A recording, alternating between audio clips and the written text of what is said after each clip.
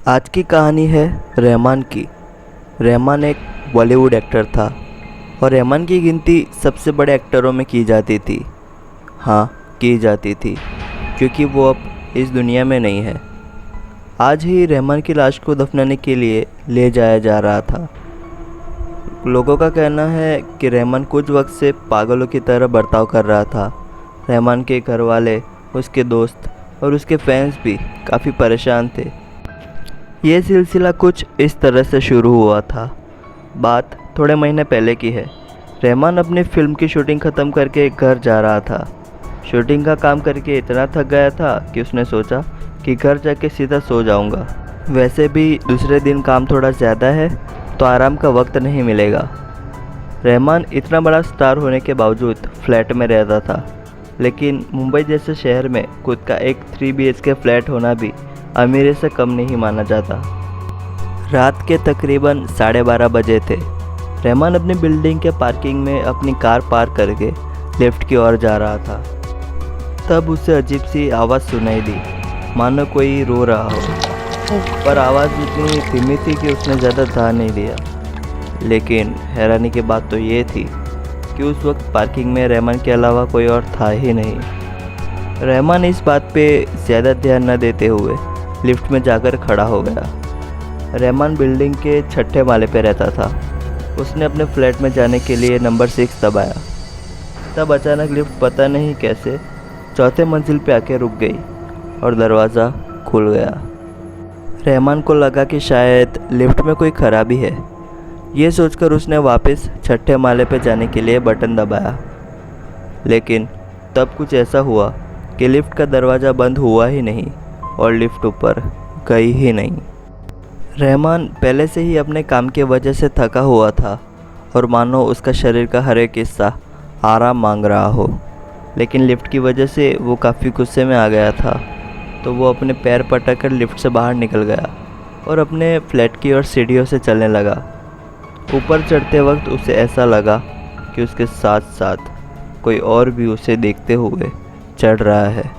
लेकिन रात के इस वक्त सीढ़ी पर भी उसके अलावा कोई और नहीं था। रहमान सीढ़ियाँ चढ़ के और भी थक चुका था। उसने अपने फ्लैट का दरवाज़ा खोला और सीधा अपने बेडरूम में चला गया। रहमान सोने के लिए जा ही रहा था कि उसने देखा कि मेन हॉल की लाइट चालू है। ये देख के रहमान थोड़ा सहम सा गया, क्योंकि उसे याद था कि उसने बेडरूम में आते वक्त सारी लाइट्स ऑफ की थी। रहमान सारी लाइट्स बंद करके एक बार फिर से सोने चला गया।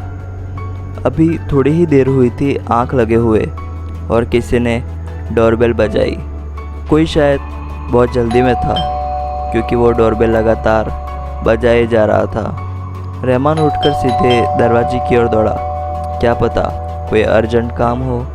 तो जब उसने दरवाज़ा खोला और देखा तो वो काफ़ी गुस्से से भर गया था, क्योंकि अब तक जो डोरबेल बजाए जा रहा था, लगातार बजाए जा रहा था, वो शख्स वहाँ पे था ही नहीं। रहमान ने फिर से दरवाज़ा बंद कर जब मुड़ा तो उसकी आंखों पे उसे यकीन ही नहीं हुआ और डर के मारे रहमान की चीख निकल गई, क्योंकि उसके मेन हॉल में रहमान के ठीक सामने एक लंबे बालों वाला लंबा चौड़ा आदमी पानी से पूरी तरह भीगा हुआ रहमान को गुस्से से देखा जा रहा था। आदमी की आंखें पूरी तरह से लाल हो गई थी। बेडरूम की लाइट की वजह से उस पर थोड़ी बहुत रोशनी पड़ रही थी, लेकिन उस रोशनी में भी वो काफ़ी भयानक दिख रहा था। रहमान की धड़कनें और भी तेज़ हो चुकी थी, क्योंकि उसके कमरे की सारी दीवारों में से पानी निकल रहा था और उसके घर की सारी चीज़ें एक एक करके टूटती जा रही थी। रहमान की लाख कोशिशों के बावजूद वो दरवाज़ा नहीं खोल पा रहा था। रहमान के डर जाने के कारण वो ज़ोर ज़ोर से चिल्ला रहा था। तभी उसके कमरे में खड़ा हुआ वो भयानक शख्स रहमान की ओर बढ़ा और उसे गले से पकड़कर हवा में उठा दिया। रहमान को इतनी ज़ोर से पकड़ा हुआ था कि ना ही वो चीख सकता था, ना ही वो सांस ले सकता था। और जब रहमान को लगा कि वो बस अब दम तोड़ने ही वाला है, उसकी एक चीख के साथ नींद खुल गई। जैसे ही रहमान की नींद खुली, वो सहम कर खड़ा हो गया। रहमान पूरी तरह से पसीने से भीग गया था। सुबह के 5:30 बज रहे थे, लेकिन जब उसने फ़र्श की ओर देखा तो पूरा फ़र्श पानी की वजह से भीगा हुआ था। फ़र्श पे गिरा हुआ सारा पानी बाथरूम के नल में से आ रहा था। उसने देखा कि नल बिगड़ने की वजह से ये सारा पानी रुक नहीं रहा है, तो उसने पानी की मेन लाइन बंद कर दी। रहमान की थकान अभी तक उतरी नहीं थी और रात का सपना अभी भी उसके दिमाग में चल रहा था। रहमान अब सारी बातों को भूल के नहाने चला गया, क्योंकि उसे आज शूटिंग पर जल्दी जाना था। नहा धो के रहमान रेडी हो गया। सुबह के 7:30 बज रहे थे। रहमान पार्किंग में अपनी कार की ओर जा रहा था। तभी उसे लगा कि उसके पीछे कोई लंबा चौड़ा व्यक्ति खड़ा होकर उसे देख रहा हो। रहमान ने पलट कर देखा तो कोई नहीं था। रहमान अपनी गाड़ी में बैठा और अपनी शूटिंग लोकेशन के लिए जाने लगा। रहमान के गाड़ी चलाते वक्त रेडियो सुनने की आदत थी। गाड़ी नॉर्मल स्पीड पे चल रही थी। रहमान के दिमाग में अभी भी रात के सपने की सारी बातें चल रही थी, लेकिन अचानक गाड़ी में अभी तक चल रही रेडियो की चैनल चेंज हो गई और ब्लैंक हो गई। रहमान के चैनल चेंज करने के बावजूद कुछ सुनाई नहीं दे रहा था। जब रहमान की नज़र रियर व्यू मिरर पे पड़ी तो रहमान मानो बौखला गया हो, क्योंकि पीछे वाली सीट पर वही भयानक पानी से भीगा हुआ आदमी बैठा हुआ था जो उसने कल रात सपने में देखा था। रहमान कई कोशिशों के बावजूद अपनी गर्दन मोड़ नहीं पा रहा था। गाड़ी की रफ्तार अब बढ़ने लगी थी। पीछे वाला शख्स रहमान के कान की ओर बढ़ा और बोला, सर, मैं आपका फ़ैन हूँ, आपको ऐसा नहीं करना चाहिए था। सर, मैं आपका फ़ैन हूँ, आपको ऐसा नहीं करना चाहिए था। सर, मैं आपका फ़ैन हूँ, आपको ऐसा नहीं करना चाहिए था। रहमान ने अपनी गाड़ी का स्टीयरिंग एकदम से मोड़ दिया और उसकी गाड़ी की टक्कर एक पेड़ से जाकर हो गई। रहमान को ऐसे एक्सीडेंट के बावजूद ज़्यादा चोट नहीं लगी थी, लेकिन एक्सीडेंट की वजह से उसकी गाड़ी को काफ़ी नुकसान हुआ था। गाड़ी को गैराज में देकर रहमान शूटिंग के लिए चल पड़ा, क्योंकि वो जानता था कि ये मूवी उसके लिए काफ़ी इम्पोर्टेंट है। रहमान अपनी टीम के साथ शूटिंग कर रहा था। उस सीन में तकरीबन 15 से 20 लोगों के साथ उसे काम करना था। जैसे ही शूटिंग स्टार्ट हुई तो रहमान के कानों में अचानक बहुत से लोगों की चीखें और रोने की आवाज़ आने लगी। रहमान ये सब सुनकर जोर से चिल्लाया, बंद करो, कोई इसे बंद करो, और गुस्से से इधर उधर देखने लगा। ये सब देख के उसके साथी और उसके साथ जो काम कर रहे थे वो काफ़ी हैरान हो गए थे।